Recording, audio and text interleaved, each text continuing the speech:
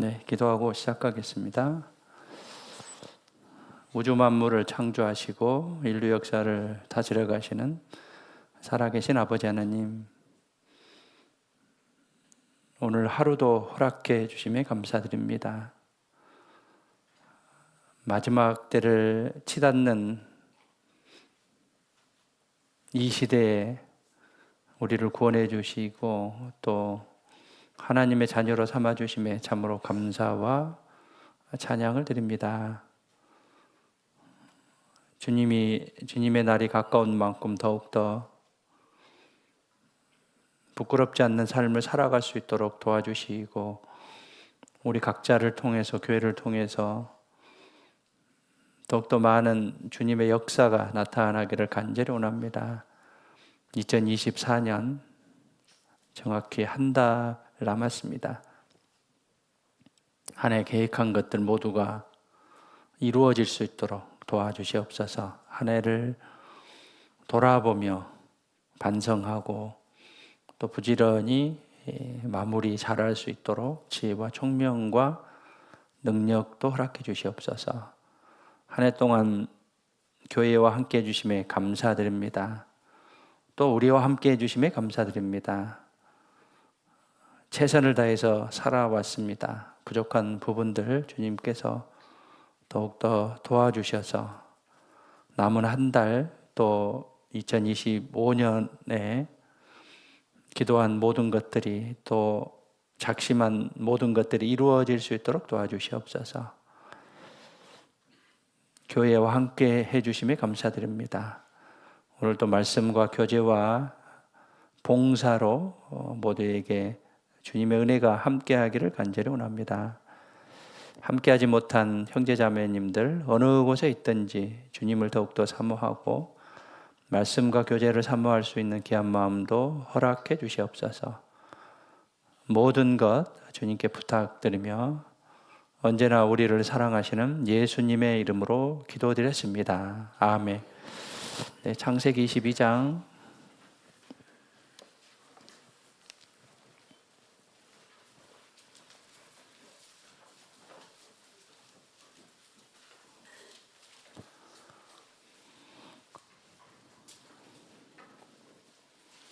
네, 창세기 22장 1절입니다. 1절부터 2절까지 함께 읽겠습니다.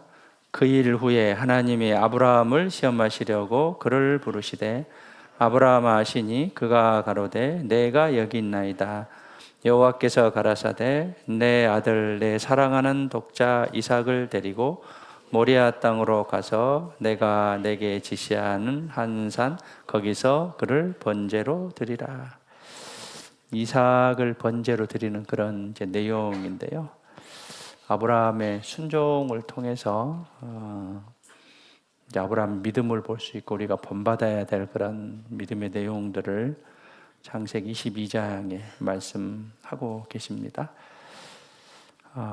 2절에 사랑이란 단어가 성경에 처음 등장하게 되고요. 그 다음에 7절에 어린 양도 처음 등장하게 되고요. 12절에 경외도 처음 이제 등장합니다. 5절 중간 부분에 보면은요, 내가 아이와 함께 저기 가서 경배하고 너희에게로 돌아오리라. 내가가 원어는 우리입니다. 우리가 아이와 함께. 그러니까 아브라함과 이삭 그리고 이제 사환이죠. 너희에게로 돌아오리라. 여기서 이제 원어는 우리가가 들어가 있어요. We will 아들과 함께 다시 오겠다는 그런 내용이 이제 포함됐습니다. 그리고 이제 17절에 보시면은요, 내가 큰 복을 주고 내 씨로 크게 성하여 하늘의 별과 같고 바닷가의 모래와 같게 하리니 내 씨가 내 대적의 문을 얻으리라. 또 내 씨로 말미암아 천하 만민이 복을 얻으니 이는 내가 나의 말을 준행하였음이라 하셨다 하니라. 아브라함에게 이제 큰 복을 약속하죠. 내 씨로, 내 씨가 이제 원어는 복수로 돼 있어요. 내 자손들입니다. 크게 성하여 하늘의 별과 같고 바닷가의 모래와 같고, 이제 바닷가의 모래와 하늘의 별을 이제 동일하다라고 표현하죠. 그래서 학자들은 10에 25승계, 10에 26승계 별이 있다라고 그렇게 말을 하고 있고요. 17절 후반부에 내 씨도 복수입니다. 내 자손을 뜻하고요. 그 대적의 문을 얻으리라. 대적의 문을 얻는다는 것은 이제 마귀를 이긴다는 뜻이고, 성문을 점령하다라는 이제 뜻이고, 원수들을 정복하다라는 그런 뜻입니다. 그런데 이제 18절에 또 내 씨가 나오죠. 이것은 단수예요. 이건 누구를 가리키냐면 그리스도를 가리킵니다. 예수님을 가리켜요. 그래서 내 씨로 말미암아 천하 만민이 복을 얻으리니, 영혼 구원을 이제 뜻합니다. 이는 내가 나의 말을 준행하였습니다. 아브라함 믿음이죠. 믿음의 조상이죠. 아브라함이 하셨다 아니라, 이에 아브라함이 그 사안에게 돌아와서 함께 떠나 브엘세바에 이르러 거기 거하였더라. 4절에 보시면 제3일에 아브라함이 눈을 들어 그것을 멀리 바라본지라. 이삭을 데리고 이제 모리아산으로 가죠. 브엘세바에서 모리아산까지 약 75km 정도 된다고 합니다. 이제 3일 정도 걸어간 거예요. 이제 그런 이제 내용 하에서 이제 교훈을 얻어 보도록 하겠습니다. 한 해가 이제 한 달 남았는데요. 항상 우리가 생각해야 될 것이 구원에 대한 감사함입니다. 구원에 대한 감사함이에요. 정말 우리는 지옥에 갈 수밖에 없는 그런 인생이었는데, 하나님께서 나를 위해서 십자가에 못 박혀 돌아가심으로 영원한 생명을 얻었습니다. 참으로 감사하고요. 감사와 보답의 생활이 우리의 삶의 방향입니다. 신앙생활을 억지로 하는 것은 마음을 아시는 하나님께서 우리들을 평가하실 겁니다. 진심으로 주님을 섬기느냐 섬기지 않느냐, 진심으로 드리느냐 드리지 않느냐. 여기서 22장 2절에 드리라 이렇게 나왔죠. 그를 번제로 드리라라고 했는데, 소리가 좀 하울링이 생기지 않는가요? 저는 많이 생기는데. 그 로마서 6장에 보면 그리스도인의 정상적인 원리가 나오는데요. 특히 이제 세 단어가 나오는데, 첫 번째는 알다, 두 번째는 여기다, 세 번째는 드리라라는 건데, 아는 것은 내가 이제 정확한 구원에 대해서, 또 나에 대해서는 죽은 자고 하나님에 대해서는 산 자로 아는 것. 그 다음에 두 번째는 여기는 그렇게 인정된 삶, consider, 인정되다, 그렇게 여기다, 그런 뜻이고, 세 번째는 이제 궁극적인 목적이 드리는 삶입니다. 내가 생명을 얻었으니 드려야 되죠. 이게 드리는 것이 우리 신앙생활의 목표예요. 근데 구원을 받지 않았다면 안 드려도 되지만, 내가 구원을 받았다면 드리는 게 마땅합니다. 우리 각자가 하나님 앞에서 어떤 존재입니까? 벌레인 구덕인 인생의 존재입니다. 그럼에도 불구하고 우리를 구원해 주신 것에 대해서 우리는 감사하고 드리는 삶, 이것이 궁극적인 삶의 목표예요. 내 것은 내 것이고 남은 것을 하나님께 드리는 것은 합당치 못한 그런 마음이죠. 궁극적인 목표, 최종적인 목표는 드리는 그런 삶입니다. 하나님께 드리라. 불의의 병기로 드리지 말고 의의 병기로 드리라. 이제 드리는 것이 하나님께 가장 합당한 그런 마음인데, 이제 드리려는 마음이 없으면 내 위주의 삶이 돼버리죠. 그래서 이제 하나님께 드리는 것이 아깝고 또 계산하고 재고 내 생각 위주로 그렇게 생각하기 때문에 그렇습니다.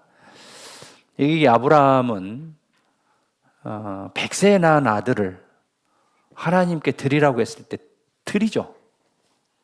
그래서 믿음의 조상이다라고 이제 부르게 되는데,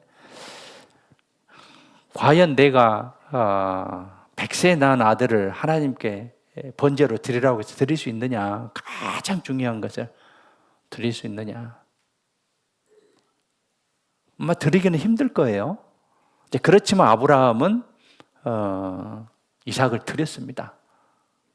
그런데 히브리서 11장에 보면 믿음장에 아브라함이 나오잖아요. 살려줄 것을 알고 드린 거예요. 그러니까 우리가 드리면 하나님이 그대로 소멸된 게 아니고 우리가 드린 것이 더 배가 돼서 또는 흔들어 넘치도록 너에게 안겨주리라라고 말씀하셨는데, 드리는 그런 삶들, 이것이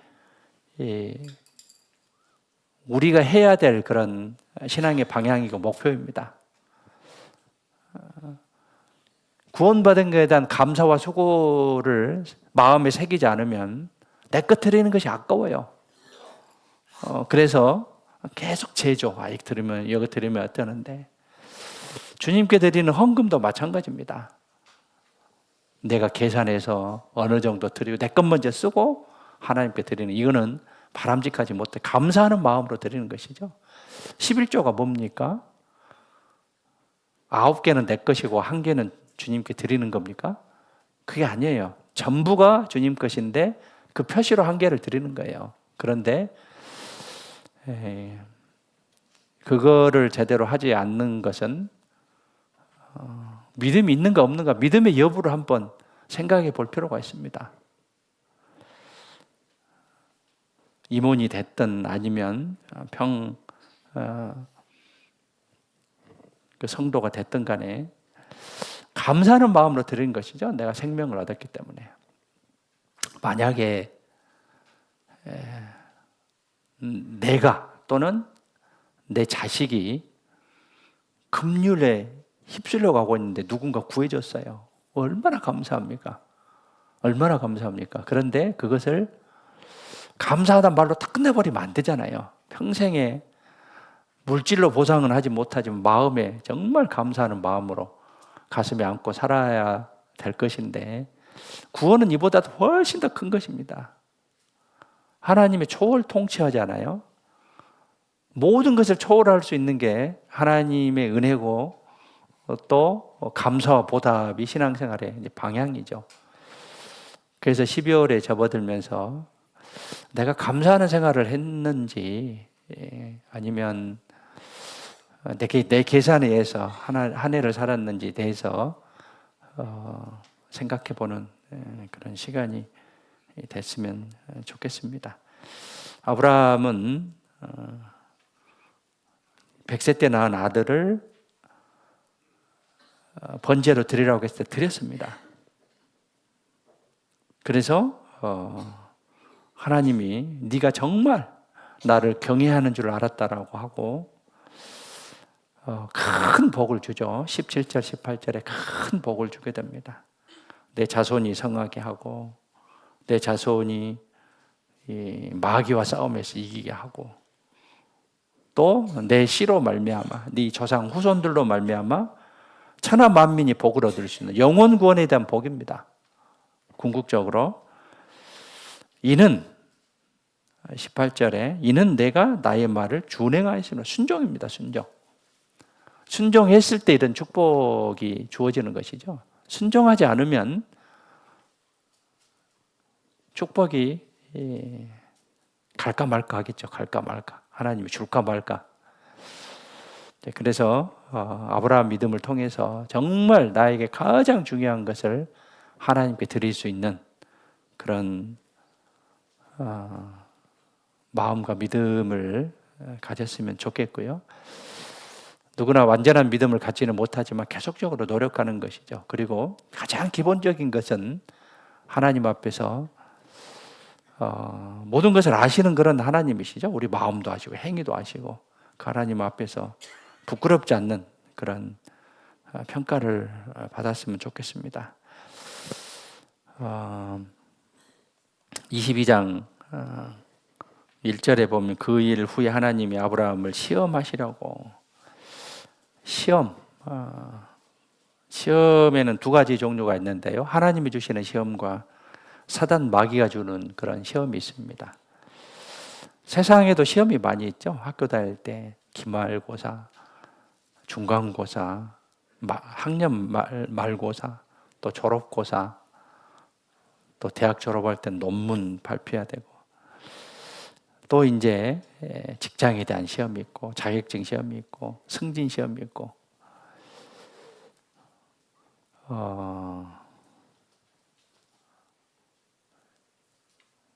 그 학교 다닐 때 시험이 지긋지긋하잖아요. 저희 아버님이 이제 공무원이셨습니다. 내가 시험 보는 거 싫어서 공무원 절대 안 된다고. 그래서 이제 회사를 들어갔는데 마찬가지로 거기도 시험이 많더라고요. 계속 어떤 그 시험이 있고 진급 시험이 있고 거기에서 이제 자유로울 수는 없는 것이죠. 직장에서 근무 평정, 인사고과 다 시험이라 할 수 있는데 이 시험을 좋아하는 사람은 아무도 없을 거예요. 근데 왜 시험이 필요하냐? 시험이 필요해요. 왜 필요하냐면 실력 없는 사람을 떨어뜨리려는 게 아니고 유능한 사람을 찾으려고 시험이 필요한 거예요. 실력 있는 사람을 가려내고 좋은 인재를 발굴하기 위해서 이제 필요한 거죠. 세상에서. 믿음에도 시험이 필요한 거예요. 믿음의 여부, 또 믿음의 다소, 믿음이 있는지 없는지, 어떤 일이 생기면 어떤 사람은 믿음을 떠납니다. 어떤 사람은 믿음이 없는 것 같은데 끝까지 붙어있는 그런 사람들이 있어요. 비실비실한데 끝까지 붙어있는 사람이 있는가 반면에 어떤 사람은 어떤 일이 생기면 떠나버려요. 믿음이 있느냐 없느냐는 어려웠을 때 그 사람의 믿음을 알 수가 있습니다. 강한지 약한지. 이것을 알기 위해서 시험이 필요한 거죠. 진정한 믿음 있는 사람을 찾으시고 시험을 통해서 믿음을 증진시켜줘요. 그 시험을 잘 통과하면 증진이 됩니다. 그리고 이제 성장된 사람은 하나님 귀하게 사용하시기를 원하시고 그래서 믿음을 시험하시는 것이죠. 그래서 시험에 두 종류가 있는데 하나는 하나님이 주시는 시험, 하나는 마귀가 주는 시험이 있습니다. 첫 번째 하나님이 주시는 시험은 테스트예요. 시련이라는 이제 모습으로 나타내고 결과적으로 잘 연단시켜서 귀하게 사용하기 위함이에요. 그래서 축복을 주기 위해서 테스트, 하나님이 주시는 시험입니다. 그런데 사단이 주는 시험은 템프테이션, 유혹입니다. 유혹이라는 모습으로 나타내서 결과적으로 신앙을 무너뜨리려고 하나님께 쓰임을 받지 못하고 실패하게 만드는 게 마귀가 주는 그런 시험이에요. 하나님이 주시는 시험과 사단이 주는 시험은 정반대 모습이죠. 하나님이 주시는 시험은 믿음을 잘 연단시켜서 귀하게 사용하려고 인생을 살아가면서 많은 어려움들이 있잖아요. 신앙생활 하면서도 많은 어려움이 있습니다. 또 있었습니다. 그때마다 이제 극복할 수 있는 그런 마음 자세가 이제 저 같은 경우는 그랬습니다. 이것을 통해서 나에게 더 많은 어떤 이제 그 쓰임을 위해서 허락하신 것이다 라고 생각하면서 견디려고 노력했어요. 물론 못 견딘 것도 있을 수도 있겠지만 이 하나님이 주시는 테스트는 더 귀하게 사용하기 위해서 시험을 주시는 테스트고요. 사단이 주는 시험은 유혹이라는 모습으로 나타내서 그 사람을 넘어뜨리고 못쓰게 하고 실패하게 만드는 게 사단이 주는 시험입니다. 누구에게나 시험과 연단과 유혹이 있을 겁니다. 근데 그걸 잘 견뎌냈을 때 우리는 믿음이 성장되고 하나님께 더 많은 축복을 받을 수가 있는 거예요. 아브라함은 큰 시험이죠. 자기의 가장 소중한 겁니다. 내 독자 이삭을 번제로 드리라. 태워서 하나님께 드리라고 했어요. 아무 소리 않고 모리아산으로 이 아들을 데리고 갑니다. 믿음에서 승리를 한, 믿음의 승리의 대표적인 인물이죠. 야고보서 1장 여기 접어두시고요. 야고보서 1장에 보시죠.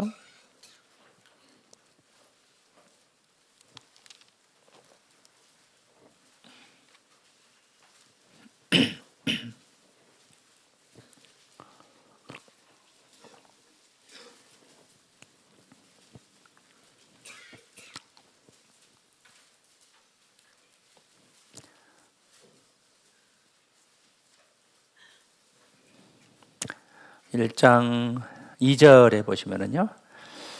내 형제들아 너희가 여러 가지 시험을 만나거든 온전히 기쁘게 여기라. 이는 너희 믿음의 시련이 인내를 만들어내는 줄 너희가 알미라. 인내를 온전히 이루라. 이는 너희로 온전하고 구비함이 조금도 부족함이 없게 하려 함이라. 여기서 시험은 테스트예요. 하나님이 주시는 시험입니다. 기쁘게 여기라. 시련이 인내를 만들어내는 줄 너희가 알미라. 인내를 온전히 이루라. 이는 너희로 온전하고 구비하여, 구비하다는 것은 잘 갖춰준다는 뜻입니다. 이제 수하고 양적으로 완전하다는 그런 뜻입니다.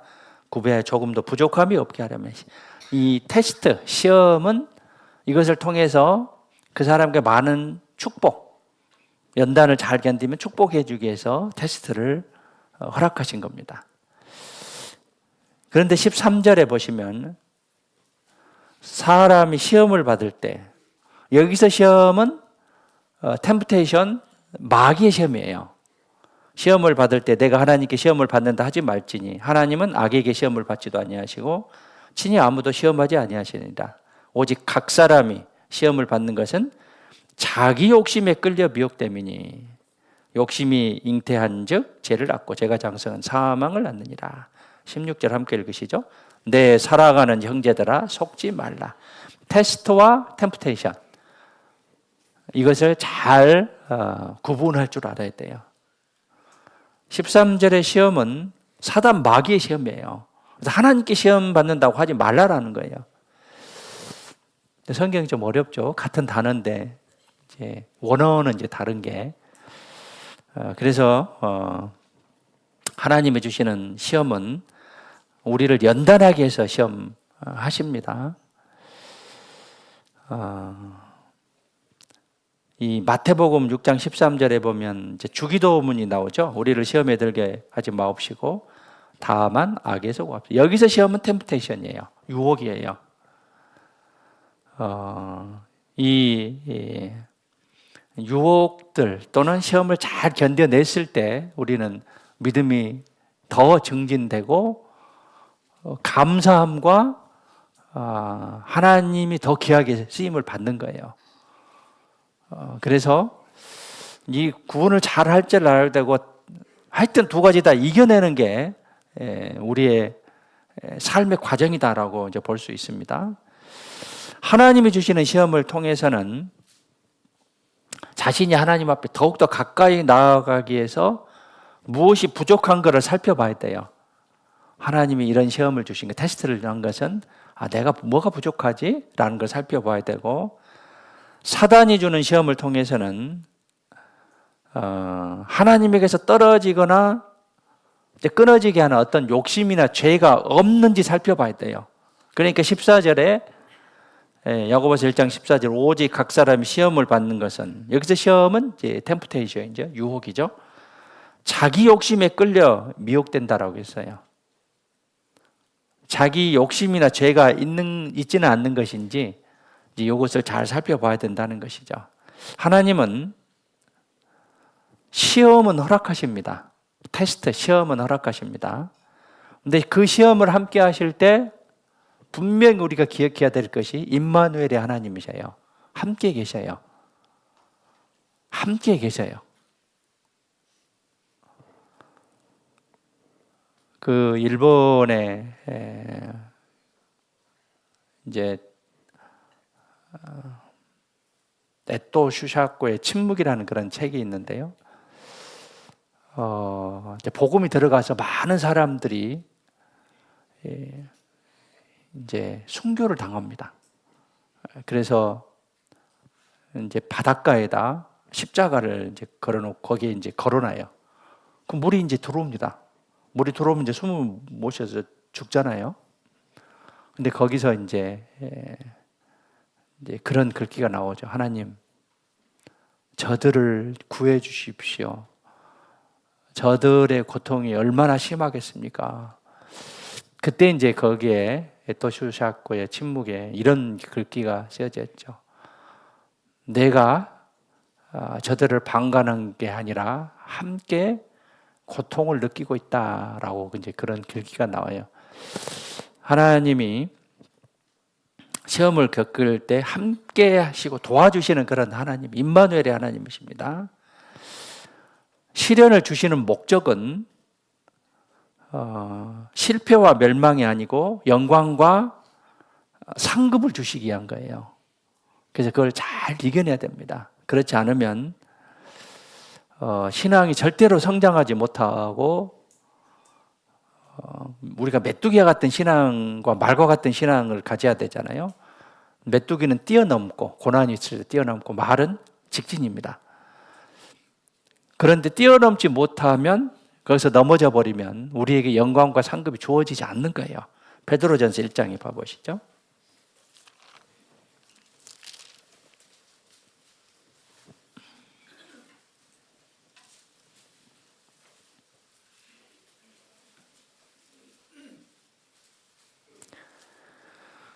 일 장 6절에 그러므로 너희가 이제 여러 가지 시험을 인하여 잠깐 근심하게 되지 않을 수 없었으나 오히려 크게 기뻐하도다.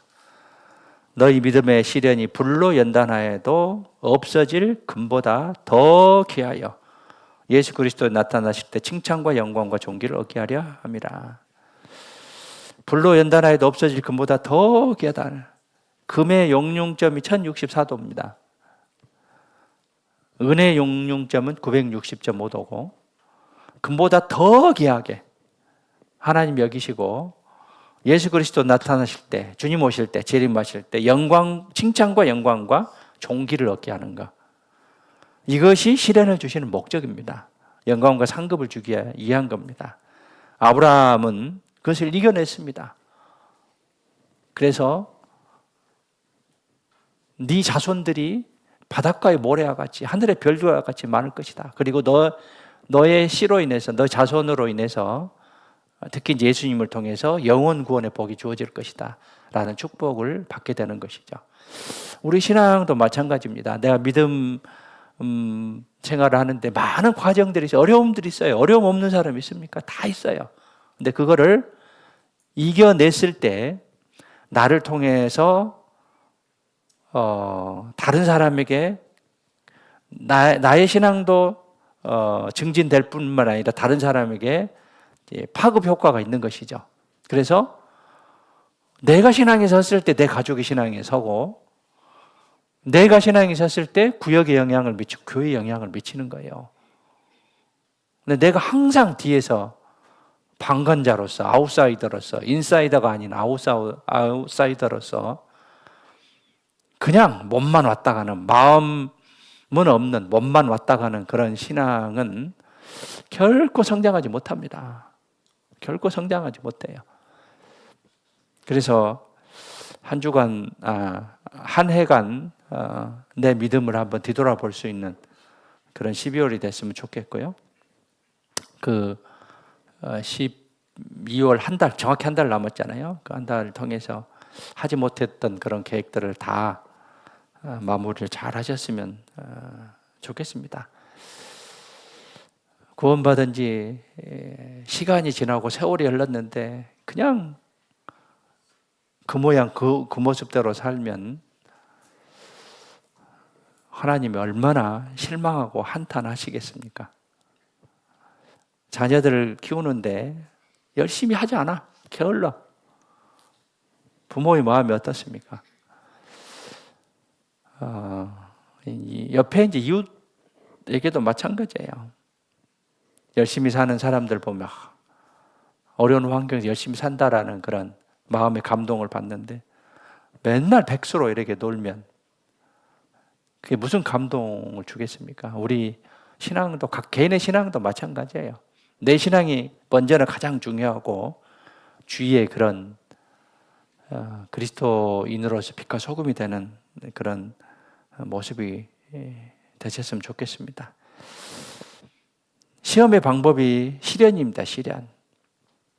이스라엘 백성들에게 애굽의 고난과 시련을 주시지 않았다면, 애굽에서 고난과 시련을 주시지 않았다면 애굽을 떠나려고 하지 않았을 거예요. 광야에서 많은 시련들이 있었습니다. 그래서 광야 교회다라고 그렇게 표현을 하죠. 시련이 없었다면 가나안 땅에 가서 전쟁이 있습니다. 7 족속과의 전쟁, 또 아말렉 족속과의 전쟁, 이런 전쟁에서 훈련되지 못했기 때문에 계속 패배하는 그런 이스라엘 백성들이 됐었을 거예요.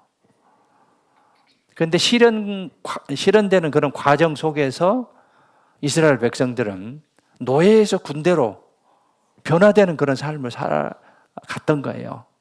그래서 그 시련들을 잘 겪었을 때 믿음이 성장되고 우리 각자에게는 하나님의 칭찬과 영광과 존귀를 얻게 되는 그런 기회가 될 것인데, 그렇지 못한다고 한다면 내 신앙도 성장하지 못할 뿐더러 옆에 사람들에게 결코 영향을 끼치지 못하는, 감동을 주지 못하는 그런 신앙이 될 수밖에 없습니다.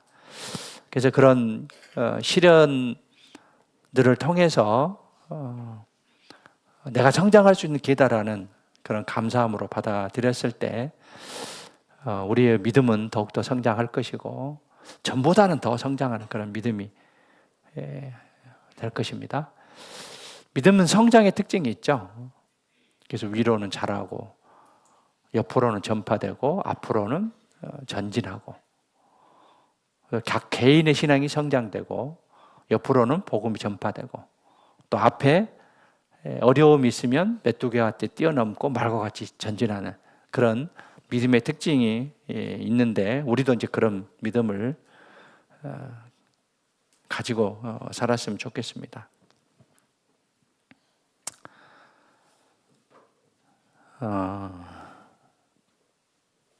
야고보서 1장 다시 가보시죠.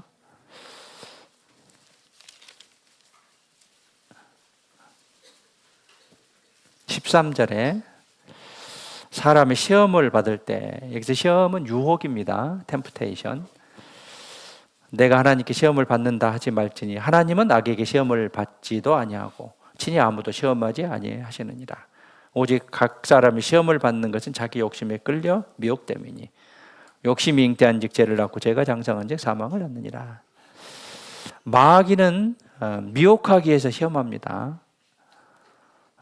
유혹은 어려운 상황에서도 오지만 오히려 좋은 상황에서 더 많이 올 수 있어요. 대표적으로 최초로 아담과 하와를 이제 볼 수가 있죠. 에덴 동산이라는 좋은 환경에서, 너무 좋은 환경에서 사단의 유혹을 이겨내지 못했습니다. 그래서 눈이 밝아졌죠. 죄를 보는 눈이 밝아졌습니다. 사탄의 유혹을 받은 거예요.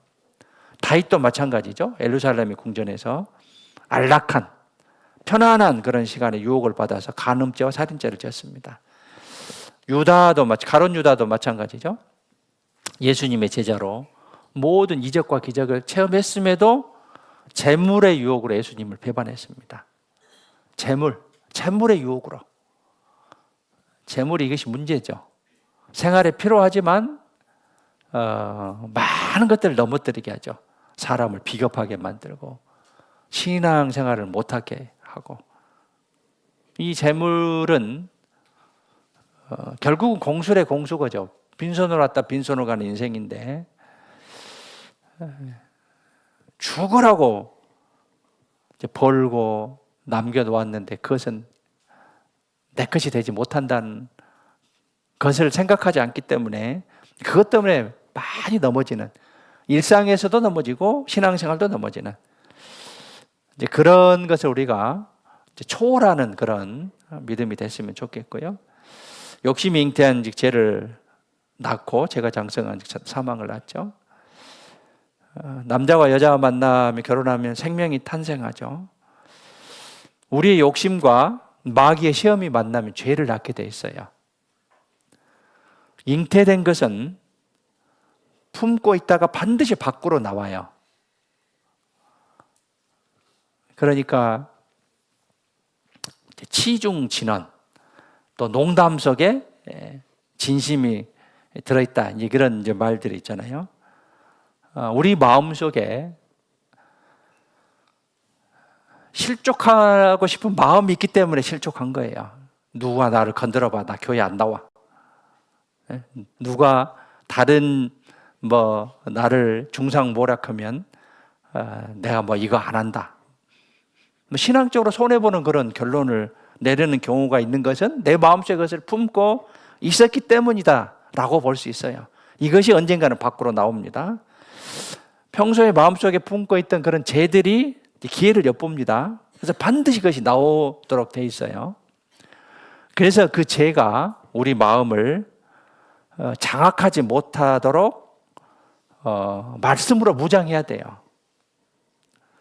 이 죄를 지키게 되면 바늘도둑이 소도둑되죠. 점점 죄에 대한 가책이 줄어들고 죄를 즐기게 됩니다. 어떤 분은 게임 한 번만 하자. 이거 점점 이거 확대돼서 게임에 미친 사람이 되기도 하고, 주식이나 투자해서 처음에는 대부분 잘 됩니다. 그러다가 그것만 하자 하고 패가망신하는 그런 경우도 있고, 또 신앙생활도 마찬가지예요. 하루 안 나오면 그 다음날 나오는 것이 조금은 불편하고 해서 계속 안 나와버리고, 가책이 점점 줄어들죠. 그리고 죄를 즐기게 되죠. 그래서 욕심이 잉태한 즉 죄를 낳고 죄가 장성한 즉 사망을 낳게 됩니다. 결국 사망이라는 결과를 가져오게 되고, 이제 결론은 하나님과 단절이 돼버려요. 실족해버린 거죠. 여러 가지 핑계를 댑니다. 교회가 잘못됐니? 누가 잘못됐니? 자기 마음에 굳은 마음이 있다고 한다면 결코 그것이 문제가 되지 않습니다. 문제가 되지 않아요. 제가 80년대 후반에 이제 구원을 받았는데, 그 후에 이제 오대양 사건이 터졌습니다. 나의 믿음이 나를 잡고 있었기 때문에 아무 상관이 없었습니다. 그건 그거고, 나는 감사함으로, 믿음으로 살아간다는 그런 생각밖에 없었어요. 전혀 흔들리지 않았어요.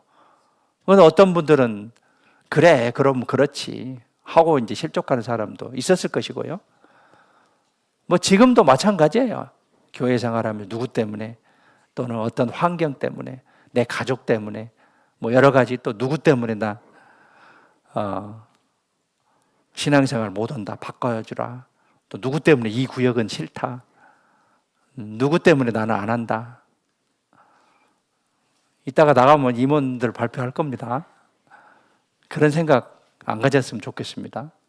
내 신앙의 문제지 결코 다른 사람의 문제가 아닌 거예요. 내가 좋으면 다른 거 아무것도 문제가 되지 않습니다.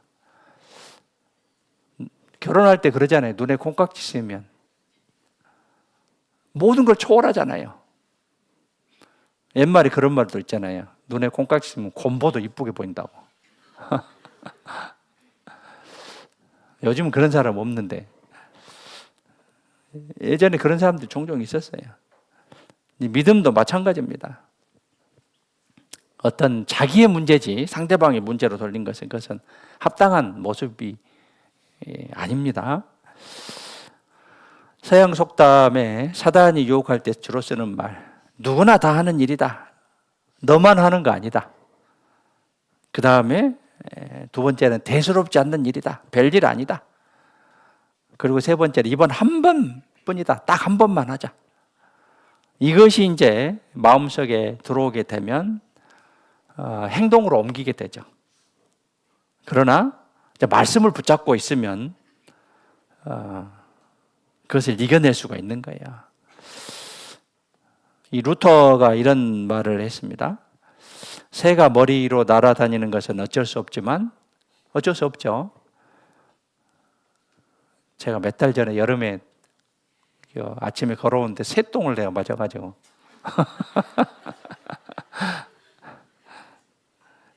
새똥 맞으면 재수없다 그러는데 뭐 별일은 없었습니다.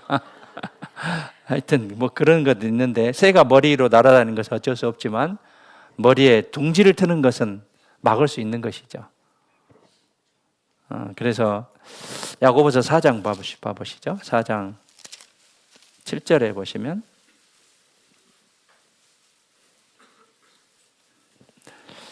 7절, 8절 함께 읽겠습니다. 그런즉 너희는 하나님께 순복할지어다. 마귀를 대적하라. 그리하면 너희를 피하리라. 하나님을 가까이 하라. 그리하면 너희를 가까이 하시리라.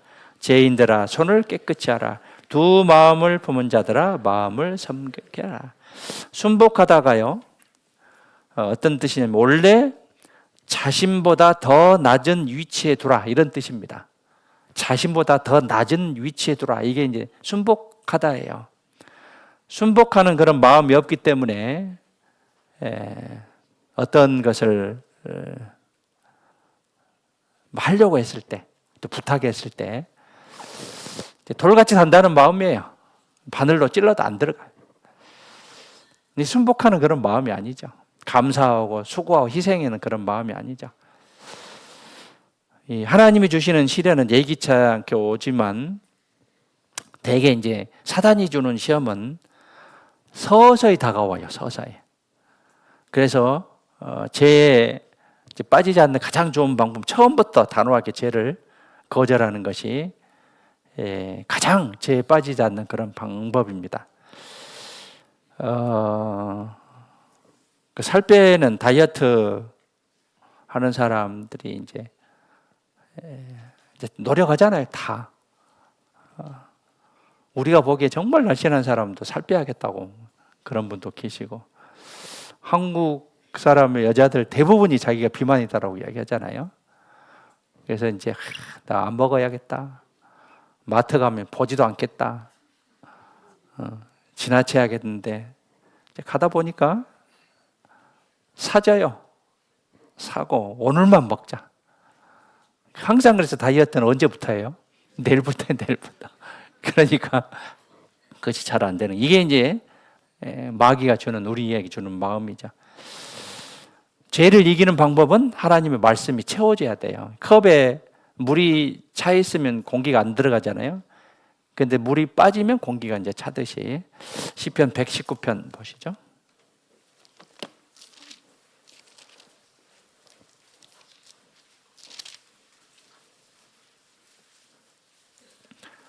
(9절부터) 11절까지 함께 읽겠습니다. 청년이 무엇으로 그 행실을 깨끗게 하리까? 주의 말씀을 따라 삼갈 것이니다. 내가 전심으로 주를 찾았사오니 주의 계명에서 떠나지 말게 하소서. 내가 주께 범죄치 아니하려 주의 말씀을 내 마음에 두었나이다. 깨끗게 할 수 있는 방법은 말씀이에요. 말씀과 하나님이시잖아요. 코람데오, 하나님 앞에 서 있는 나의 모습입니다. 신전의식입니다. 말씀이 내 안에 들어있으면 죄를 물리칠 수가 있는 거예요. 말씀이 내 안에 없으니까 주님의 일을 게을리 할 수밖에 없습니다. 가장 소중한 것이 무엇인지. 말씀을 자주 듣고 교제에 잘 나오신 분들은 이게 이제 말씀으로 교제를 해주면 순종할 줄 알아요. 근데 이제 말씀을 자주 안 듣고 또 교제에 잘 안 나오신 분들은 이제 순종이 조금 어려워요. 그래서 말씀으로 무장하지 않으면 내가 이런 죄가 들어왔을 때 이겨내지 못한다는 거죠. 우리 구원받을 때도 마찬가지죠. 말씀으로 구원을 받았잖아요. 히브리서 4장 12절에 하나님의 말씀은 살았고 운동력이 있어 좌우의 날선 어떤 검보다도 예리하여 혼과 영과 및 관절과 골수를 찔러 쪼개기까지 하며 또 마음의 생각과 뜻을 감찰하시는 말씀이 살아있는 거예요. 살아서 우리 마음을 변화시키고 예전에 구원받기 전의 마음을 구원받은 후의 마음으로 바꿔주는 것이 말씀의 힘입니다. 말씀의 파워입니다. 근데 말씀을 떠나 살아버리면 이 죄 속에 금방 빠지기 쉽다는 것이죠. 말씀을 안 들으니까 자꾸 세상으로 나아가려고 죄를 지으려고 순복하는 그런 마음들이 없는 것이죠. 이런 예화가 있어요. 최근에 구원받은 한 소녀에게 물었습니다. 예수님이 어디 계시느냐? 제 마음속에 있어요. 그러면 얘야, 만일 사단이 와서 내 마음의 문을 두드리면 너는 어떻게 하겠니? 잠시 생각하던 소녀는 다음과 같이 말했습니다. 나는 예수님을 문에 내보내겠어요. 그렇다. 네가 나가면 나는 유혹당할 수 있지만 예수님이 나가신다면 반드시 승리하신다. 우리가 예수님을 내보내기 위해서는 항상 예수님을 마음속에 모시고 있어야 된다라는 그런 예화가 있는데요. 우리 마음속에 항상 우리를 구원해 주신 주님을 생각하면서 우리가 살았을 때 능히 죄를 이겨낼 수 있을 겁니다. 창세기 22장 가시죠. 본문에.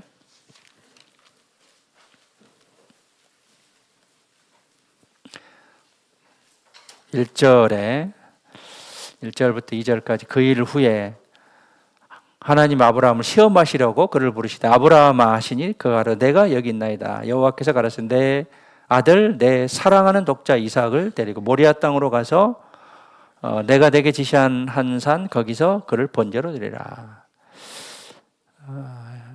시험을 하는데요. 시험하시려고. 시험관은 하나님이십니다. 시험 장소는 모리아 산이에요. 시험 문제는 네 아들 사랑하는 이삭을 바쳐라 하는 거예요. 이게 문제예요. 그럼 나에게 이런 문제가 주어졌을 때 답을 풀어갈 수가 있냐 그 말이죠. 시험하다는 그런 단어가 증명하다 이런 이제 뜻이라고 합니다. 롯과 그 아브라함이 있는데 하나님은 롯은 믿음이 되지 않았기 때문에 시험하지 않았어요. 그런데 주님과 가장 가까이 동행한 아브라함은 그 믿음을 확증하기 위해서 시험하신 거예요. 그리고 아브라함에게 시험의 강도가 점점 확대되고 강해졌죠. 갈대아 우르에서 네 아비 집을 떠나서 내가 지시할 땅으로 가라. 지시한 땅으로 가나안 땅으로 가라. 점점 이제 아브라함에게 시험의 강도가 세집니다. 옛 곳을 떠나지 않으면 결코 새 곳으로 갈 수가 없어요. 지금의 나의 나쁜 그런 습관과 버릇들을 버리지 않으면 신앙이 성장할 수 없다는 것이죠. 그리고 이 아브라함 이스마엘을 쫓아내라 라고 했을 때 이것은 육신적인 방법을 의지하지 마라. 죄와 구분하라. 구별되라 라는 그런 뜻입니다. 이삭을 바치라. 가장 어려운 시험이죠. 가장 어렵고 결정적인 그런 시험이었는데 자, 1번, 2번은 어느 정도 해결할 수 있는데 3번, 그러니까 이삭을 바치는 것은 가장 어려운 문제예요. 할 수도 있고 안 할 수도 있고. 그런데 합격하면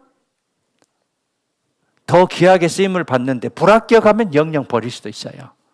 가장 어려운 시험이 나의 믿음의 어떤 여부를 결정하는 그런 모습이 말씀의 기준은, 믿음의 기준은 말씀입니다. 이 아브라함의 결정적인 시험에서 아브라함 믿음을 유감없이 발휘했습니다. 당당히 합격했습니다. 결국 믿음의 조상이 된 것이죠. 그래서 자자손손 대대로 아브라함 믿음의 조상이라 불러지는 것이죠. 지금은 이제 그런가 모르겠는데 저희 이제 고등학교 때 사당 오락 했으면 사당 오락. 4시간 자면 들고 5시간 자면 떨어진다. 그래서 어떤 이제 목사님이 그거를 지키려고 엄청 노력을 했대요. 지켰대요. 그래서 가장 좋은 대학교 들어갔다 하더라고요. 우리에게 그런 시련이 있을 겁니다. 그런 시련을 이겼을 때 우리는 당당히 합격할 수 있는 거예요. 믿음의 여부, 하나님의 칭찬과 영광과 존귀, 이것을 받을 수 있는데, 만약에 그렇지 못한다고 한다면 나는 어쩌면 믿음에서 하나님께 책망받는, 구원을 잃어버린 게 아니라 실격자로서, 패배자로서 남을 수가 있을 것인데, 하지만 나에게 시련을 잘 견뎌내고 이겼을 때는 나는 당당히 하나님 앞에 합격되고 설 수가 있다는 거예요. 22장 2절에 보시면 여호와께서 가라사대 내 아들 사랑하는 독자 이삭을 데리고 모리아 땅으로 가서 내가 내게 지시하는 한 산 거기서 그를 번제로 드리라. 희생제물은 독자 이삭입니다. 간단히 말하면 아브라함아 가서 내 아들을 죽여라 하는 겁니다. 이삭을 대신할 수 있는 다른 재물이 있다 하면 아브라함은 소가 10,000마리, 양이 10,000마리 있어도 그거를 할 수 있을 겁니다. 그러나 네 종도 아니고 다른 사람들, 동물도 아니고 오직 내 독자 이삭을 바치라고 했을 때 아브라함은 순종했어요. 이스마엘을 쫓아낼 때까지도 견딜 수 있었는데 이 아브라함은 독자 이삭을 바치라고 했을 때 그 믿음의 시험에서 당당히 합격한 것이죠. 그래서 믿음의 조상 아브라함이라고 지금도 부를 수 있는 것이고요. 제사 장소는 모리아산입니다. 그곳까지 가려면 사흘길을 이삭과 함께 가야 했습니다. 사흘 동안 아브라함의 마음은 가슴이 찢어졌을 겁니다. 중간에 마음이 바뀐다면 언제든지 돌아올 수 있는 그런 충분한 시간이었습니다. 제사 방법은 번제예요. 번제는 태울 번제입니다. 태워서 드리는 그런 제사입니다. 단순히 죽일 뿐만 아니라 경건한 법도에 맞춰서 성숙한, 엄숙한 그런 마음으로 죽여야만 했습니다. 이 아들을. 그리고 이런 생각을 했을 거예요. 왜 이것에 대해서 아무런 설명도 없지? 나에게 이삭을 이제 낳을 것이라 이야기하면서 창세기 17장 19절에 보면 이런 약속을 합니다. 내가 그와 내 언약을 세우려니 그의 후손에게 영원한 언약이 되리라. 하나님이 나의 약속을 위반한 것일까? 그리고 이삭을 만약에 죽인다면 아내 사라는 나한테 뭐라고 할 것인가? 영원히 헤어질지도 모릅니다. 사라와 아브라함 관계. 그리고 이웃 사람들은 무엇이라 할 것인가? 라는 그런 많은 시험의 난관이 있었습니다. 그렇지만 아브라함은 시험을 잘 이겨내죠. 22장 3절에 보시면 아브라함이 아침에 일찍 일어납니다. 일찍 일어나서 이삭을 데리고 나귀 안장을 채우고 두 사환과 함께 번제 쓸 나무를 쪼개서 가지고 떠나 하나님의 자기에게 지시하는 곳으로 이제 가게 됩니다. 하나님의 명령을 실행하기로 결심합니다. 조금도 지연하지 않았습니다. 이의를 제기하지도 않았어요. 이의를 제기하지도 않았습니다. 혼자서 다른 방법을 궁리해 볼 그런 마음도 없었고 시간도 없었습니다. 하나님의 명령을 지체하면 시간을 잃을 뿐 아니라 마음도 강팍해질 수 있습니다. 어떤 곤란한 문제가 주어졌을 때 이제 이런 이제 답을 합니다. 며칠 생각해 보겠습니다. 기도해. 이거는 완전한 순종이 아니죠. 오래 생각하면 불순종이 가까워요. 교회 이제 건축 헌금도 할 때도 그렇습니다. 처음에 이제 성령이 충만해서 쫙 적었는데 집에 가면 이제 숫자가 바뀌어서 와요. 많은 게 아니라 적어서 와죠. 계속 생각해보면 생활고로 이제 생각한 거죠. 그래서 하나님을 생각하기보다는 이제 세상을 생각하니까 순종보다는 불순종, 합당치 못한 그런 결론을 이제 내기도 하는데, 시간이 오래 지나면 심한 갈등 속에서 선한 결심이 무너지는 경우가 많아요. 자, 참된 순종은 오래 생각한 것이 아닙니다. 오래 생각한 후에 순종하는 것이 아니라 순종한 다음에 생각하는 거예요. 이게 참된 순종입니다. 기억하셔요?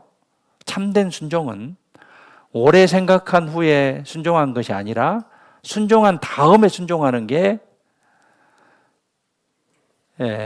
참된 순종이다라고 이제 볼 수 있습니다. 사사기 5장 봐보시죠. 여기 접어두시고.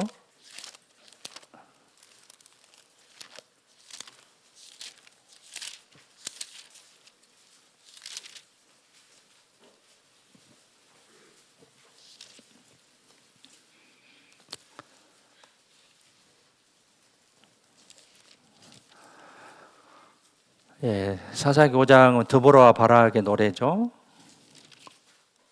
그래서 각 족속마다 이제 다 이제 설명을 하고, 15절에 보시면 이사갈의 방백들이 드보라와 함께하니 이사갈의 심사는 마음 심자의 생각사자예요. 심사를 바락도 가졌도다. 이제 원어에는 바락도 함께 있다라는 거 나와 있고요. 그 발을 좇자 골짜기로 달려 내려가니 르벤 시냇가에는 큰 결심이 있었도다. 여기서 결심은 토론, 반성 또는 이제 숨어 있는 뜻은 망설이다가 내려가지 않았다라는 그런 뜻이고요. 네가 양의 무리 가운데 앉아서 목자의 저 부는 소리, 피리입니다. 저 부는 소리를 들으면 어찌면요, 르벤 시내가에서 마음에 크게 살핌이 있도다. 크게 저울질하고 망설이고 번민했다는 게 르벤 족속은 크게 번민하고 갈등하고 저울질했다라는 거예요. 그게 합당치 못한 그런 모습을 설명하고 있습니다. 23절에 보시면 여호와의 사자의 말씀에 메로스를 저주하. 메로스는 가나안의 거민들이에요. 너희가 거듭거듭 그 거민을 저주할 것은 그들이 와서 여호와를 돕지 아니하며 여호와를 도와 용사를 치지 아니함이라 하시도다. 하나님을 돕지 않는 것을 저주하라라고 했어요. 하나님의 일을 돕지 않는 것 저주하라라고 했습니다. 그래서 우리가 진정한 아브라함의 그 순종, 아침에 일찍 일어났듯이 우리에게 참된 순종이 무엇인가 하는 것을 우리가 잘 알아야겠고요. 이 아브라함은 번제를 차근차근 준비했습니다. 그래서 자기 손으로 번제해서 나무를 직접 쪼개었고, 현지에서 나무를 이제 구하지 못할까 염려해서 나무를 준비했고, 이제 순종하지 못할 이유가 될 만한 것을 미리 제거해 버렸습니다. 침착하게 만반의 준비를 했고, 사라에게는 아무 말도 하지 않았습니다. 성경에는 사라와 의논했다는 아무런 말이 없습니다. 왜냐하면 당연히 엄마로서 반대할 수 있었기 때문에 말하지 않았습니다. 복종을 위해서 여러 가지 문제가 될 만한 것을 극복해야만 했습니다. 그리고 이제 이삭을 데리고 사흘길을 걸어가죠. 창세기 22장 다시 가보시죠. 4절에 제3일에 아브라함이 눈을 들어 그것을 멀리 바라본지라. 하나님께서 왜 가까운 곳을 지시하지 않고 먼 곳을 가라고 했을까요? 브엘세바에서 모리아산은 75km 정도 된다고 합니다. 약 3일길 정도.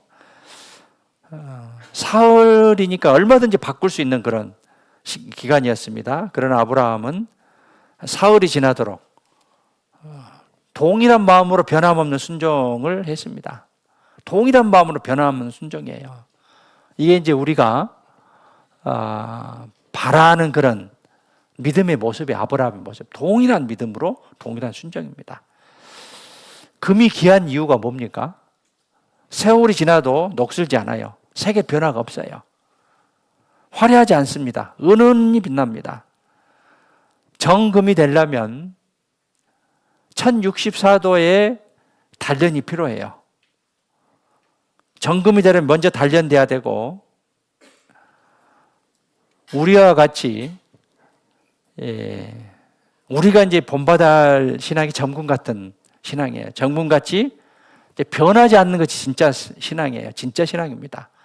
그래서 어려울 때 마음을 변하게 한다든가, 또 세상과 가까이 해서 한동안 안 보이다가 갑자기 온다든가, 그런 바람직한 금과 같은 그런 신앙이 아니다 그 말이죠. 꾸준한 신앙, 힘들고 어렵지만 끝까지 믿음을 잘 지켜가는 그런 신앙, 이것을 진짜 신앙이다라고 할 수 있고 우리가 그것을 추구하셔야겠습니다. 다윗과 사울의 차이는 뭡니까? 다윗은 끝까지 변하지 않았습니다. 사울은 시작은 좋았는데 끝이 안 좋아요. 나중에 변해버렸어요. 좋은 쪽으로 변하면 좋은데 안 좋은 쪽으로 변해버렸죠. 그리고 결국 버림받았잖아요. 불순종의 대가입니다. 히브리서 11장의 믿음장이죠. 이 믿음의 사람들의 공통점은 다 끝이 좋은 거예요. 솔로몬도 위대한 사람이잖아요. 그런데 안 나왔습니다. 다윗은 살인죄와 가늠죄와 살인죄를 졌지만 끝이 좋았기 때문에 히브리서 11장 기록이 됐습니다. 그래서 끝이 좋은 꾸준한 그런 신앙을 가지고 우리가 믿음을 지켜야겠습니다. 22장 5절에 봐보시죠. 이에 아브라함이 사안에게 이르되 너희는 나귀와 함께 여기서 기다리라. 내가 아이와 함께 저기 가서 경배하고 너희에게도 돌아오리라 하고, 이제 원어인은 우리가 아이와 함께 저기 가서 경배하고, 또 우리가 너희에게로 돌아오리라. 우리가 그랬죠. 그러니까 아브라함 믿음이 있었어요. 이삭이 죽게 되면 우리가 아니잖아요.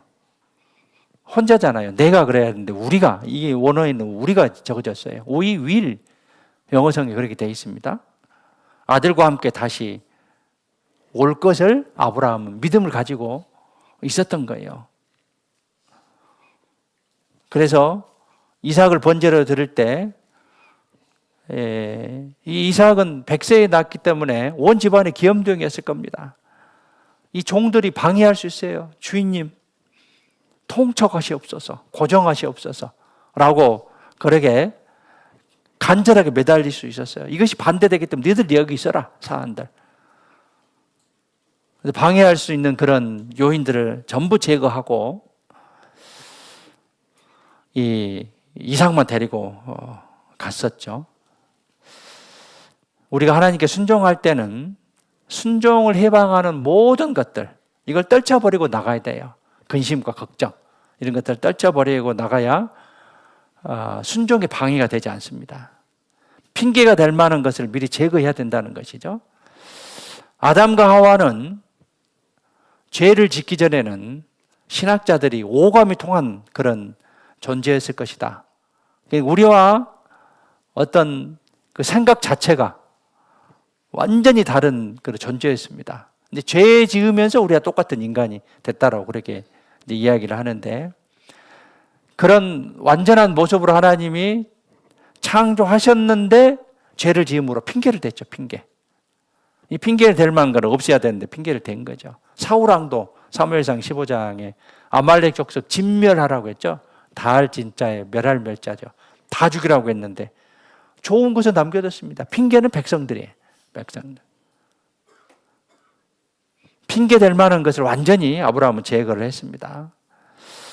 그리고 이삭의 질문에 침착하고 지혜롭게 대답을 하게 됩니다. 이삭이 내 아버지여라고 부를 때 아브라함의 손에 든 칼이 심장을 찌르는 듯 하였을 겁니다. 그러나 침착했고 안색도 변하지 않았습니다. 불과 나무는 있거니와 번제할 어린 양은 어디 있나이까. 이삭은 이 제사의 어떤 법칙과 규례를 잘 알고 있었고 가정에서 신앙생활을 잘 받았습니다. 아버지가 이렇게 대답을 하죠. 내 아들아, 번제할 어린 양은 하나님이 친히 준비하실 것이다. 지혜로운 대답이다라고 볼 수 있어요. 하나님께서 다른 제물을 준비하실 것이라고 생각은 못했지만 결국은 그런 대답같이 돼버렸죠. 그래서 이 이삭을 못 죽이게 하고 옆에 이제 순양이 걸려 있는 것을 여호와 이레로서 그것을 발견하고 순양을 이제 드렸잖아요. 이 아브라함은 이제 결심한 대로 이삭을 번제로 드립니다. 22장 9절에 보시죠. 하나님이 그에게 지시하신 곳에 이른지라 이에 아브라함이 그곳에 단을 쌓고 나무를 버려놓고 그 아들 이삭을 결박하여 단 나무 위에 놓고 손을 내밀어 칼을 잡고 그 아들을 잡으려 하더니, 잡으려 하다가 원어는 도살하다, 목을 자르다, 동강내다 라는 뜻입니다. 지금까지 아브라함이 쌓았던 제단 중에 가장 슬픈 제단이었을 겁니다. 이 가장 사랑하는 이삭을 자기 손으로 주기로 한다는 것은 이제 어마어마한 사건이잖아요. 있을 수 없는 일이잖아요. 그리고 이제 불살할 나무를 가지런히 버려놓고 이삭에게 말했습니다. 이삭아, 네가 바로 하나님께서 준비하신 양이다. 라고 이제 말했을 것입니다. 이삭이 어떻게 이제 반응했습니까? 이삭은 거역하지 않았습니다. 신앙의 교육을 잘 받았던 거예요.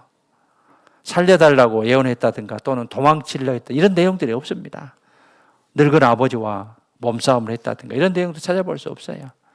이삭은 하나님과 또 아버지에게 복종하는 것을 이미 배워왔습니다. 묵묵히 양과 같이 그렇게 있었습니다. 희생 제물을 묶듯이 이삭을 이제 묶었고요. 이삭은 그러나 매달리지 않았어요. 그래서 이제 죽이려고 했죠. 실제로 죽이려고 했습니다.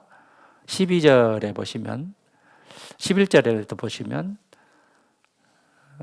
10절에 잡으려 하더니 여호와의 사자가 하늘에서부터 그를 불러 가라사대 아브라함아 아브라함아 하시는지라. 아브라함이 가로되 내가 여기 있나이다 하매 사자가 가로되 그 아이에게 내 손을 대지 마라. 아무 일도 그에게 하지 말라. 내가 내 아들 내 독자라도 내게 아끼지 아니하시니 내가 이제야 네가 하나님을 경외하는 줄 아노라.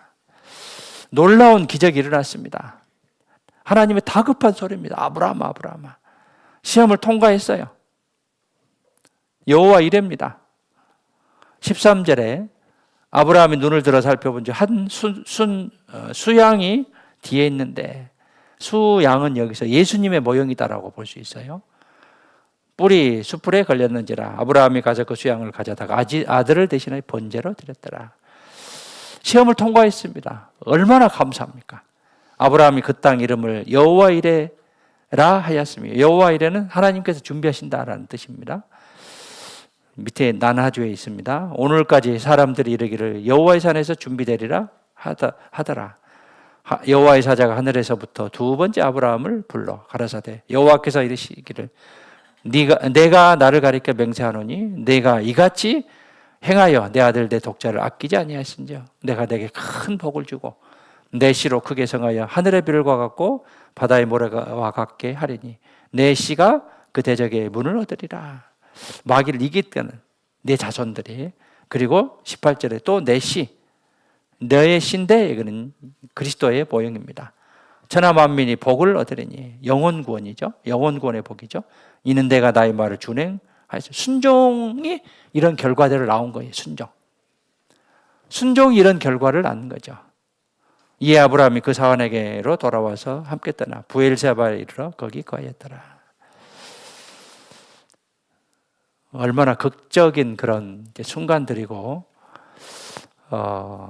믿음의 승리의 그런 내용들입니까? 하나님은 은혜를 베풀으셔서 소년 이삭 대신 수양을 준비했고요. 나중에 이스라엘은 이제 짐승으로 하나님께 대속 제사를 드렸습니다. 그리고 이제 대속 제사를 지나서 하나님께서 짐승 대신에 자신의 외아들을 내어 주심으로써 완전한 그런 희생 제사를 이루게 하신 거예요. 이제 역사가 이제 이렇게 이루어진 거예요. 이삭 대신 수양. 이제 수양 대신 이제 이스라엘 백성들에게 7월 10일 날 대속제일 때 짐승으로 1년 동안 지은 죄를 없애주고, 그 다음에 이제 구약이 끝난 다음에 짐승 대신에 자신의 외아들, 즉 자신이죠. 자신을 내어주심으로 완전한 희생 제사가 됐습니다. 히브리서 11장 보시죠.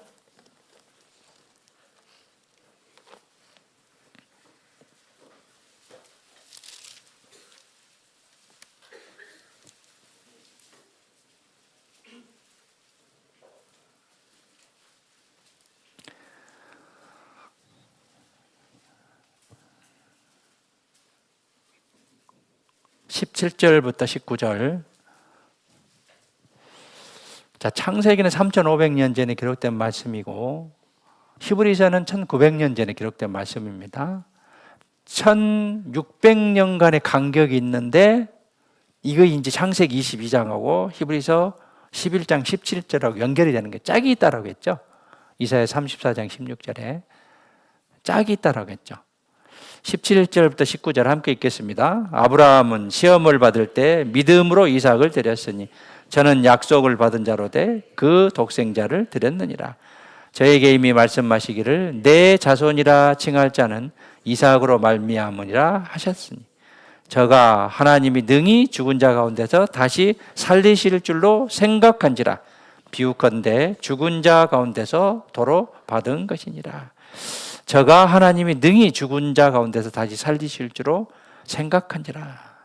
하나님은 이 이삭을 죽여도 다시 살리실 줄을 알았어요. 그런 믿음이 있었어요. 그래서 우리가 다시 내려간다라고 그렇게 표현을 했었잖아요. 그래서 이 아브라함의 믿음을 우리가 이제 성경을 통해서 본받아야 되고, 내가 이제 그런 믿음을 가지고 가는 것이 이제 아브라함의 믿음을 본받는 것이 오늘의 이제 교훈이고 관건이에요. 내가 아브라함과 같은 믿음이 되지는 못하지만 노력해야 되는 것이죠. 노력하는 것이 우리의 자세죠. 우리가 완전한 그런 그리스도인이 될 수는 없습니다. 노력하는 것이죠. 생활 구원은 행함으로 거룩한 생활을 하는 것이죠. 그래서 말씀을 따라서 순복하는 그런 삶입니다. 구원은 예수님이 하신 일을 듣고 믿음으로 이루어졌지만, 생활구원은 내가 율법의 종에서 자유하였지만 그리스도의 법 아래는 있습니다. 그래서 말씀에 순종하는 그런 삶은 살아야 되는 것이죠. 결국은 희생을 바쳤던 모리아산 위에 성전이 세워지게 됩니다. 역대하 3장 1절에 이제 그 말씀이 나왔고요. 그 다음에 이제 야고보서는 신약의 잠언이다라고 이야기합니다. 참된 믿음은 순종으로 입증이 된다라는 그런 말씀이 이제 기록됐고, 이제 믿음과 행위 사이의 관계를 논하고요. 참된 믿음은 순종으로 입증된다라는 그런 내용이 이제 기록됐습니다. 아브라함은 이삭을 바칠 때 구원받은 게 아닙니다. 왜냐하면 그가 전에 하나님의 약속을 믿었을 때 이미 구원을 받았다라고 볼 수 있어요. 창세기 15장 봐보시죠. 창세기 22장을 우리가 쭉 봤죠. 창세기 15장 봐보시죠.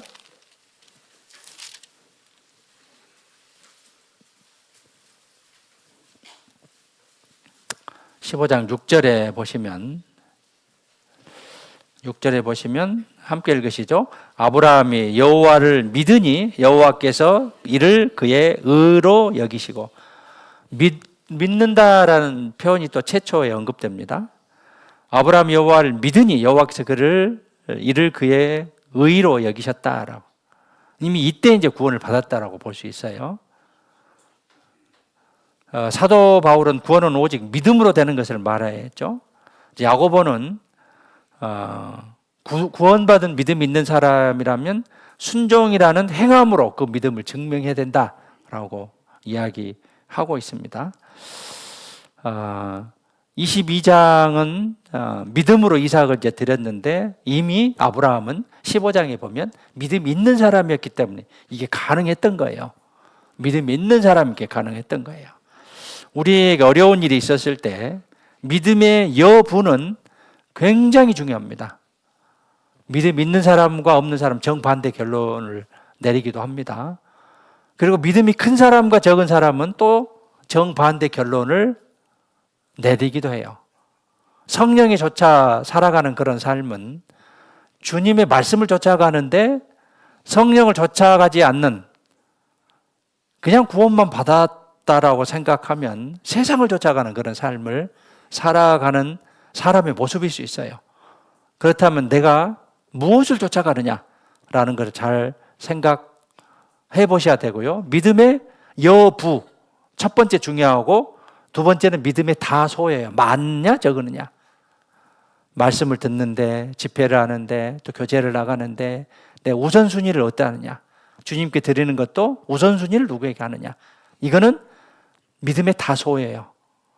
그런데 아주 어려웠을 때는 믿음의 여부가 있느냐 없느냐가 판가름 납니다. 이런 독자 이삭을 번제로 드리라고 했을 때 믿음의 여부가 이제 드러나게 돼 있죠. 이삭은 예수님의 모형입니다. 많은 똑같은 이제 부분들이 있는데, 독자고 약속된 아들이고 기적적으로 태어났고 마음의 기쁨을 주었고 또 박해를 받았고, 그 다음에 나무를 지고 갔습니다. 십자가를 지고 갔고, 어린 양이 어디 있나이까? 나의 하나님 왜 나를 버리셨나이까? 죽음 앞에서 순종했고, 사흘길을 가는 동안 사실상 죽은 상태인데 예수님은 실제로 사흘간 죽으셨고, 아들을 큰 기쁨으로 돌려받았습니다. 예수님 죽음에서 부활하셨고요. 아들의 혼인을 위해서 신중하게 준비했는데, 이 하나님도 마찬가지예요. 아들의 혼인을 위해서 잔치를 준비했습니다. 그 신부를 맞이했는데, 그리스도는 신부인 교회를 이제 맞으러 오십니다. 그래서 이삭은 예수님의 모형이다라고 이제 볼 수 있고요. 창세기 22장 다시 가보시죠.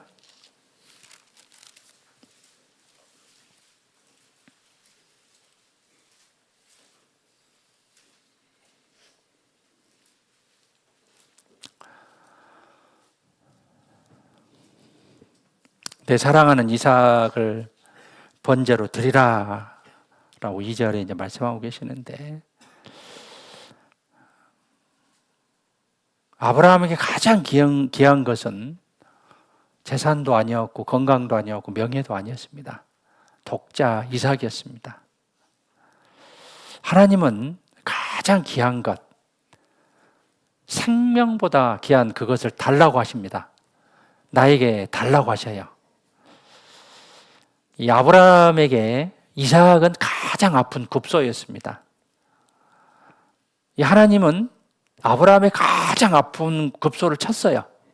치고 그것을 달라 하는 거예요. 하나님은 그 아킬레스건이 십자가로 말미암아 부서지기를 원해요. 우리에게 그 아킬레스건이 있죠. 이것이 십자가로 해서 부서지기를 원해요. 가장 중요한 급소가 하나님께 바쳐지기를 하나님은 원하셔요. 하나님의 중심에는 구원받은 성도만 있습니다. 우리의 중심에도 하나님만 계시기를 원하십니다. 나의 사랑하는 이삭은 무엇일까요? 나의 가장 사랑하는 이삭이 무엇일까요? 그것을 하나님께서는 바치라 합니다. 바치라. 그럼 나는 그것을 바칠 만한 그런 마음이 준비되어 있는 것인지. 아브라함은 왜 이렇게 하십니까? 왜 나한테 이런 가혹한 시련을 주십니까? 라고 묻지도 않고 따지도 않았습니다. 원망하지 않았어요. 오직 내 독자 이삭을 바치라고 했어요. 그러면 내가 어떻게 해야 될까요? 방법을 찾는 거예요. 순종하고 방법을 찾는 것이죠. 아브라함은 그런 믿음을 가졌습니다.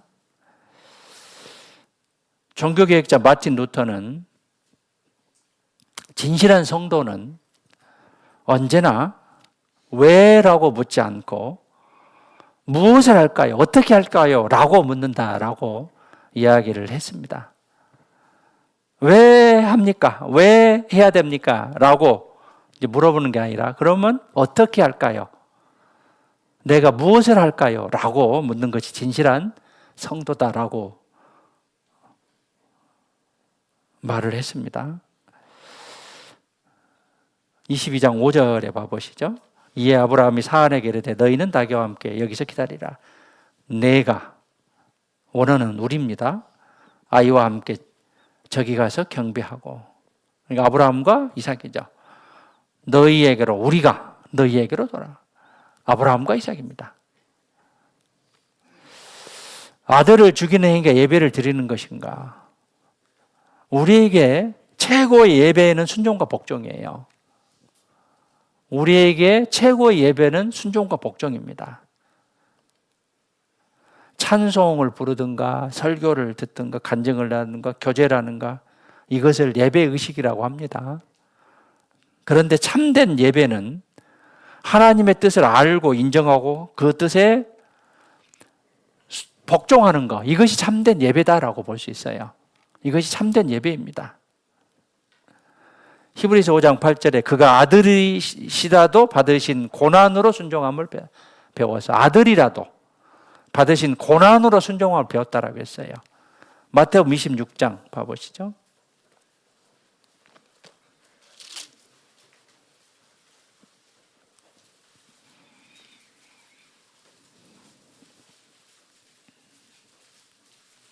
참 26장 39절입니다.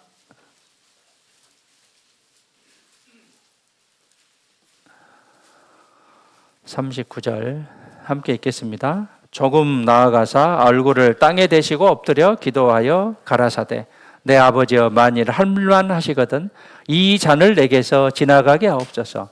그러나 나의 원대로 마옵시고 아버지의 원대로 하옵소서. 이 잔을 내게서 지나가게 마옵소서. 여기서는 진노의 잔입니다. 나의 원대로 마옵시고 아버지 원대로 하옵소서. 이런 순종과 복종의 마음, 이것이 진정한 순종이다라고 볼 수 있습니다. 히브리서 5장 8절에 그 아들이시라도 받으신 고난으로 순종함을 배워서 아들이라도 고난으로 순종을 배웠다라고 했습니다. 결국은 창세기 22장 15절부터 아브라함에게 축복을 이제 주시죠. 내 독자 이삭을 아끼지 않았은즉 큰 복을 주겠다. 내 씨로 크게 성하게 하겠다. 내 씨가 대적의 문에서 대적의 문을 얻으리라. 사탄 마귀와 싸우겠다. 내 씨, 즉 그리스도를 통해서 영원 구원의 복을 주겠다라는 그런 축복을 받게 됩니다. 아브라함을 시험하신 이유는 믿음을 보시기 위함입니다. 그리고 신앙을 연단하여 정결한 자로 만들기 위해서고 더 큰 축복을 주시려고 시험한 거예요. 그래서 아브라함에게 축복이 주어졌고 아브라함을 풍성하게 축복해 주셨고요. 자손을 하늘의 별과 바닷가의 모래와 무사하게 하셨고 자손들에게 대적들을 이기게 하셨고 천하 만민도 아브라함의 후손을 통해서 복을 받게 됐습니다.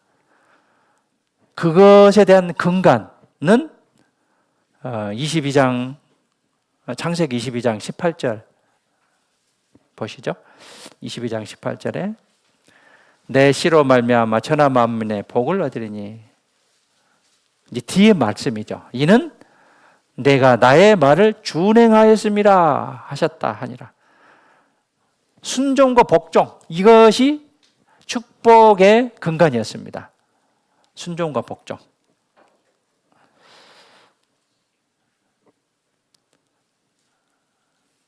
그래서 아브라함을 통해서 우리가 많은 그런 교훈을 얻었으면 좋겠고요. BC 150년경 히파커스는 우주에 1026개 별이 있다라고 우리에게 말했다고 합니다.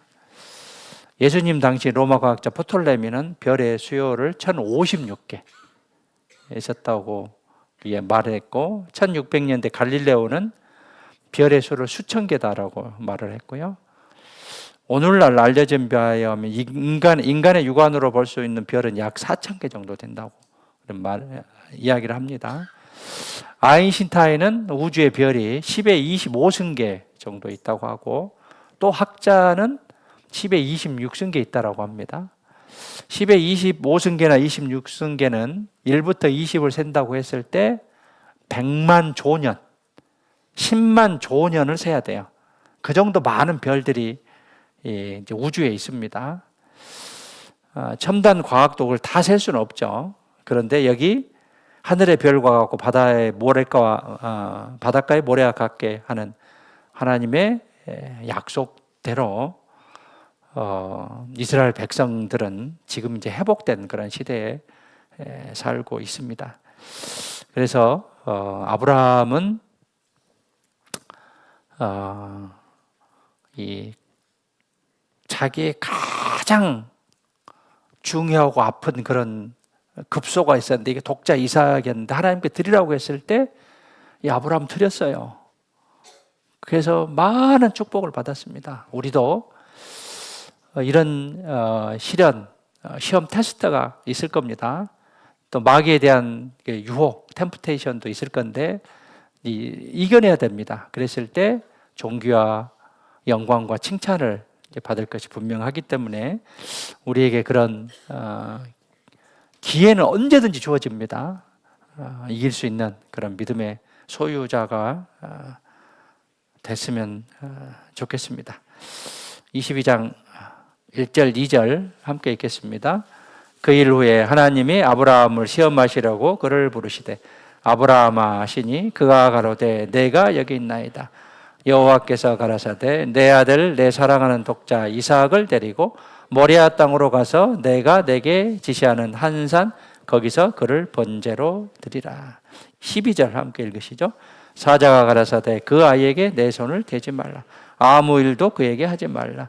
내가 내 아들 내 독자라도 내게 아끼지 아니하였으니 내가 이제야 내가 하나님을 경외하는 줄을 알았노라.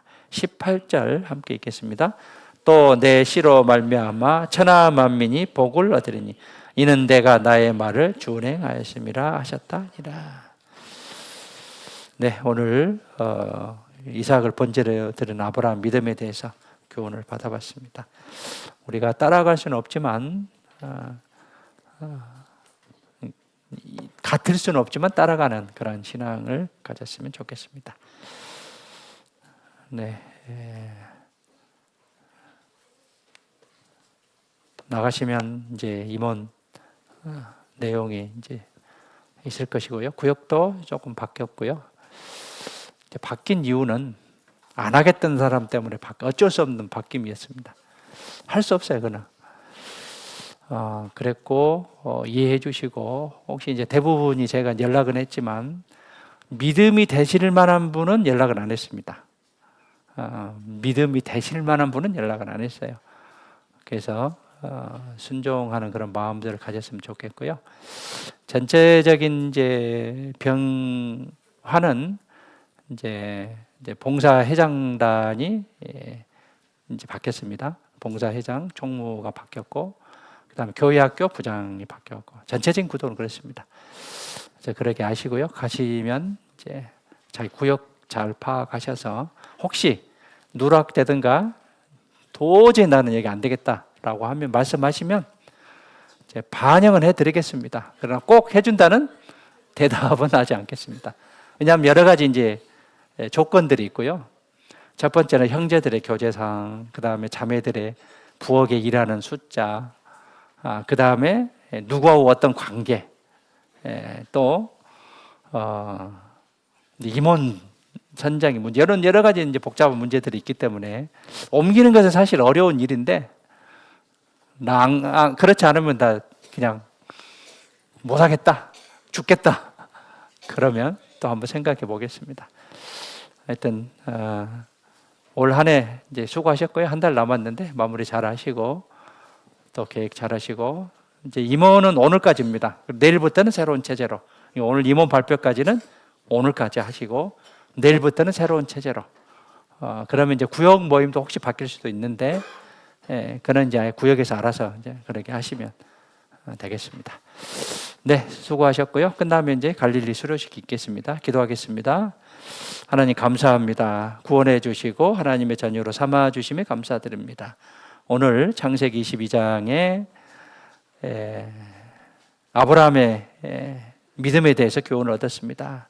독자 이삭을, 사랑하는 독자 이삭을 번제로 드리라는 하나님의 명령에 순종하고 복종하는 그런 아브라함의 믿음을 교훈으로 받았습니다. 우리도 아브라함의 믿음과 같지는 못하겠지만 그것을 따라갈 수 있는 귀한 믿음이 될 수 있도록 우리에게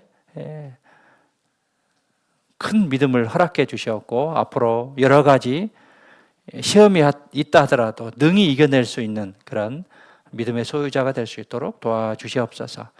교회에서 계획하는 많은 것들 주님께서 도와주시고 참으로 주님의 역사가 나타나는 우리 교회가 될 수 있도록 도와주시고, 우리 마음속에 주님을 더욱더 사랑하는, 또 교회를 사랑하는 귀한 마음도 허락해 주시옵소서.